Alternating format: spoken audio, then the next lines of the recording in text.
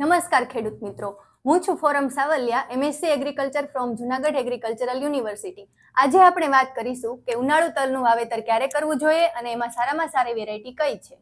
સૌપ્રથમ આપણે વાત કરીશું કે ઉનાળુ તલનું વાવેતર ક્યારે કરવું જોઈએ. તો ઉનાળા તલના વાવેતર કરવા માટેનો સમયગાળો 15 ફેબ્રુઆરીથી લઈને 15 માર્ચ સુધીનો છે. હવે અમુક ખેડૂત મિત્રો પાણીના અભાવના કારણે વાવેતરમાં ઉતાવળ કરતા હોય છે, તો તેમને ખાસ જણાવવાનું કે જ્યારે રાત્રિનું તાપમાન 18 ડિગ્રી અંશ સેલ્સિયસથી 22 ડિગ્રી અંશ સેલ્સિયસ હોય ત્યારે કરવું જોઈએ. આ અનુકૂળ તાપમાન ઉગાવવા માટે ખૂબ જ આવશ્યક છે. જો રાત્રિનું તાપમાન 18 ડિગ્રી સેલ્સિયસથી નીચું હોય તો વાવેતર ટાળવું જોઈએ, કારણ કે તેના ઉગાવવાના પ્રશ્નો આવી શકે છે. અને જો છોડ કદાચ ઉગી પણ જાય તો તેમાં ફ્લાવરિંગ અને ઉત્પાદનમાં ઘટાડો જોવા મળે છે અને ગુણવત્તા પણ ઓછી થઈ શકે છે. હવે આપણે વાત કરીશું કે ઉનાળુ તલમાં કઈ કઈ જાતની પસંદગી કરવી જોઈએ. તો તમે સૌ જાણતા જ હશો કે મુખ્ય 4 જાતો છે જે જૂની અને જાણીતી છે, જેમાં સોટિયા પ્રકારની જાતમાં ગુજરાત તલ 2 અને ગુજરાત તલ 6 નો સમાવેશ થાય છે, જ્યારે ફૂટ પ્રકારની જાતમાં ગુજરાત તલ 3 અને ગુજરાત તલ 5 નો સમાવેશ થાય છે. હવે તમને સૌથી નવી અને વધારે ઉત્પાદન આપતી જાતો જણાવું તો તે છે રૂબી ગોલ્ડ અને રૂબી 701, જેનું સંશોધન 2023માં ગ્રીનફ્લાય એગ્રી સાયન્સ દ્વારા કરવામાં આવ્યું હતું. હવે આપણે આગળ બંને જાતને જોઈશું કે તે અન્ય વેરાયટી કરતા કઈ રીતે અલગ પડે છે અને કઈ રીતે ચડિયાતી છે.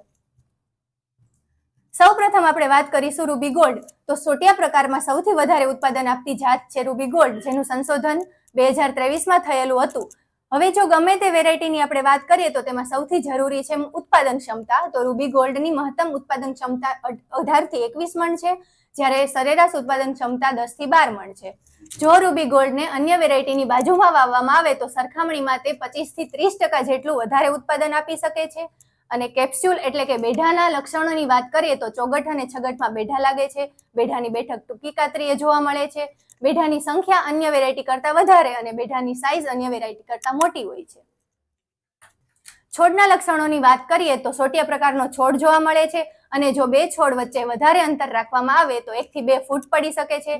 છોડની ઊંચાઈ પણ અન્ય વેરાયટી કરતા ઊંચી જોવા મળે છે. તલનો દાણો પણ મોટો હોય છે, જેની ગુણવત્તા પણ શ્રેષ્ઠ હોય છે, જેથી બજારમાં ઊંચો ભાવ મળી શકે છે.